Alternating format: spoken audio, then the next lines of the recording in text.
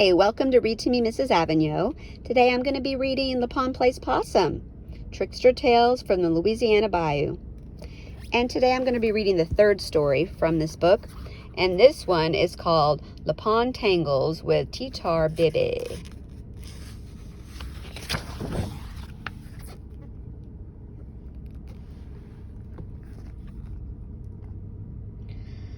One day, Compere Buki spied Compere Lapin driving a wagon and mule looking suspiciously like the ones that fell down the pothole. That's when he realized that once again he'd been had by that runt of a rabbit. And from that day on, Buki resolved to find a way to turn the tables on Lapin. It was July in South Louisiana and hotter than Cajun pepper sauce. It hadn't rained a drop since Mardi Gras. The leaves shriveled, the bayous parched, and the air shimmered like swamp fire in the sizzling heat. Compere Lapin lay in the shade, swatting at flies and trying not to let his tongue hang out. Suddenly, he pricked up his long and lanky ears. Scratch, scratch, thump, he heard from the other side of the bamboo thicket. He crawled through the underbrush to see what was going on and came upon Compere Buki dredging out a deep hole. "I'm so thirsty," Buki was muttering. "I could cry just so's I could drink my own tears." "Casey that, Buki?" said Lapin. "You lost yourself another mule?" Buki looked up with a scowl. "Leave me alone, Lapin. I'm digging myself a well."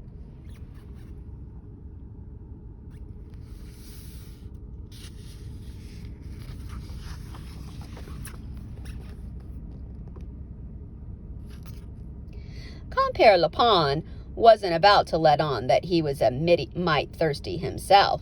"What you need a well for?" he said. "Me?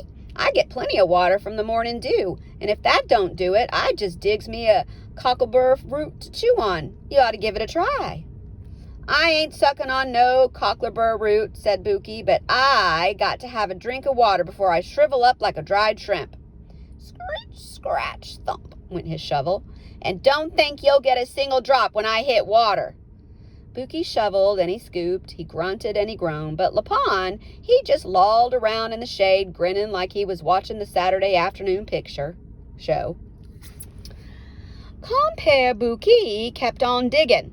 It wasn't till long about sundown that he cried, "Pay dirt!" from the bottom of the hole, and sure enough, he'd struck a trickle of water.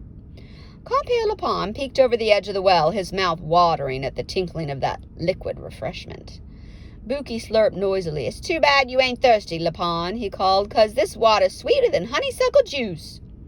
Lapin swallowed hard, then stuck his nose up in the air. "I don't care for any. Merci beaucoup," he said.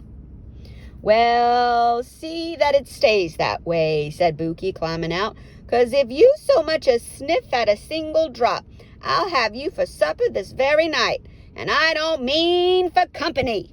He waited till Lapin had sashayed off, and then he went home to get some sleep. Ooh. Now, Buki should have known that as soon as he told that rogue of a rabbit not to do something, that was the very thing he made up his mind to do. No sooner was the moon up than Lapin crept back and set himself down on the edge of the well. By then the hole had filled itself to the top, and all he had to do was to lean over and lap up that sweet water. Before long, Lapin's gullet was wetter than a frog's toenails, but he thought how, come daylight, the sun would heat things up, and he'd be drier than a desert dust devil again.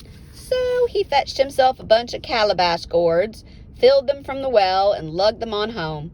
That way he'd never even have to get out of bed when he got thirsty, but he could nap the livelong day.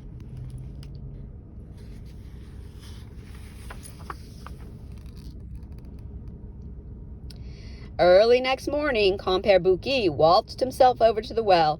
He knelt down, leaned over with his parched lips and puckered out, and nearly fell down the empty hole.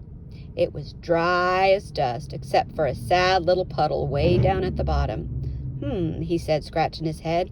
"Either there's a leak in my well or somebody stole my water." Sure enough, The grass was all trampled down, and Lapin was nowhere in sight.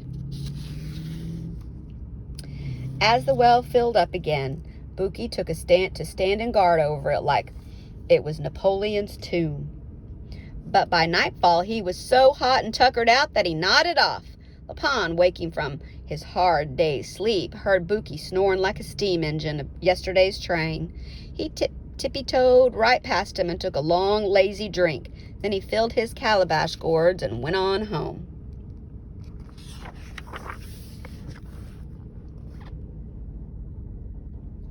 This went on until one day Buki had had enough. This very night, he said to himself, I'm going to catch that varmint that's stealing my water, and I'll lay 10 to 1 that it turns out to be a rabbit. So Buki fetched himself some soft, sticky coal tar. Recollecting Lapin's fondness for the ladies, he patted and plumped the gooey glop till he'd fashioned a female figure near the well. All right, Tee Tar Bebe, he said, you stand guard here and we'll see what we can ambush. Then he stole into the bushes to watch. But before long, being as it was past his bedtime, his eyelids got heavier than a bale of cotton, and he drifted off to Dodo Land.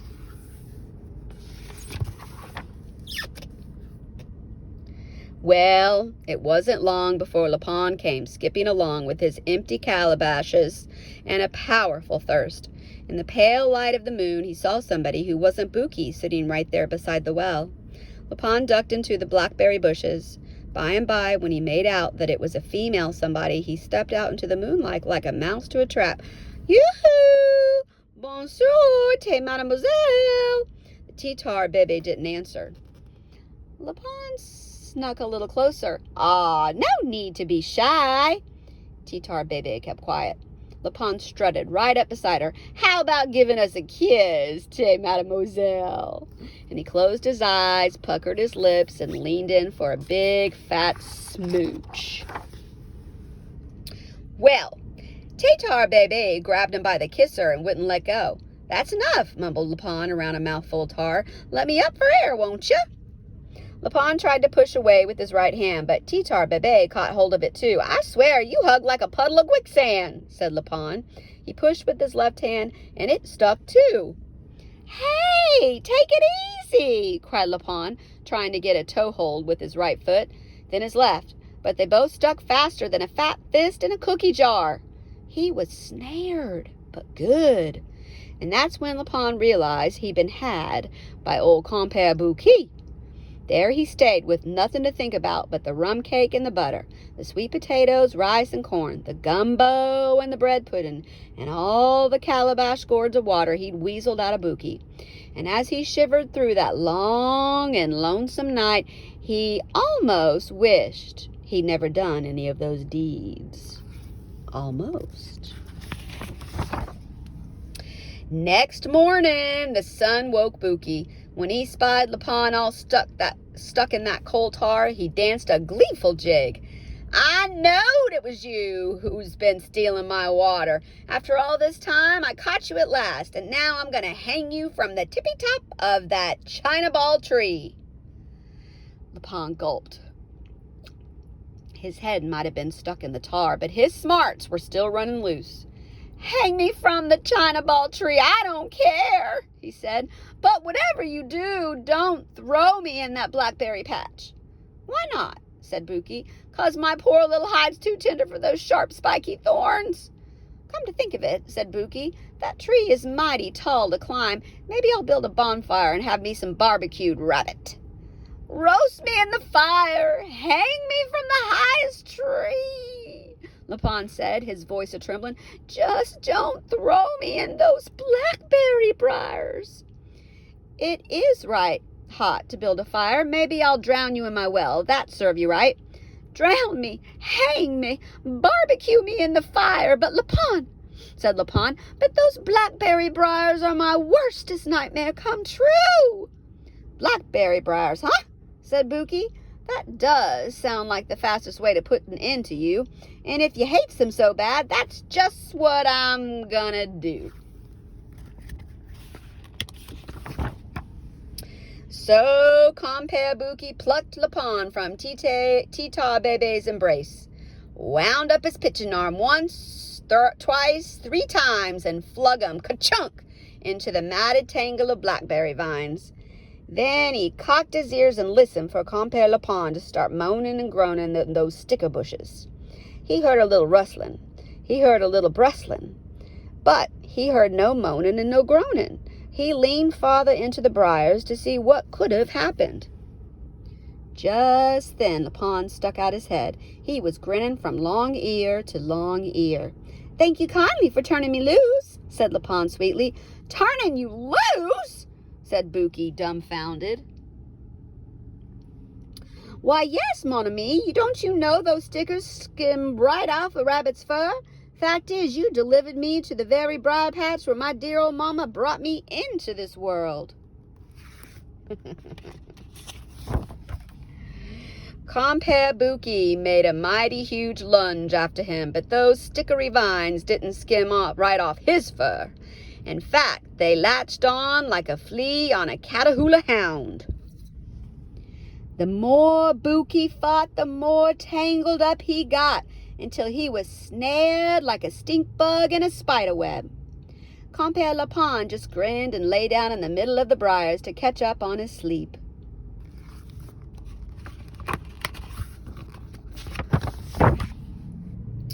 Well, which all just goes to show you that size ain't everything in this world. It's what you do with it that matters. If you should ever catch up to Compere Lapin, just ask him.